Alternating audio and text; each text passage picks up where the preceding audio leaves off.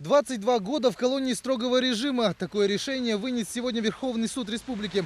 Обвинительное заключение подано было еще в прошлом году, и слушания все время проходили в закрытом режиме. Сейчас в нашумевшем деле поставлена точка. Подсудимый признан виновным в совершении 3 тяжких преступлений против половой неприкосновенности личности, а также в убийстве человека.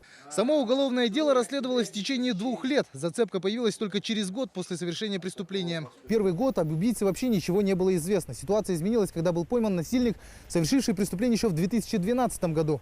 Изучая материалы этого дела, следователи заметили, что характер его действий сильно схож с уже известным преступлением. И где совершил с ней насильственные действия в виде изнасилования и нанес удары ножом.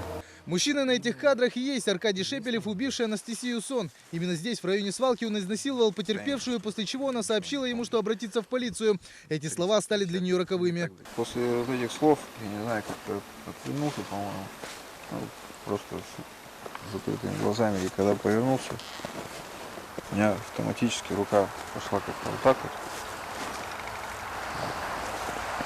Потом как-то так, по-моему. Вот так вот. А потом вверх. Следователи сообщают, что на протяжении всего периода расследования он менял свои показания, пытаясь ввести следствие в заблуждение, и не раз отказывался от них, меняя адвоката. Очередной шаг обвиняемого – полный отказ от данных им ранее показаний и отрицание своей причастности к совершению всех вменяемых ему преступлений.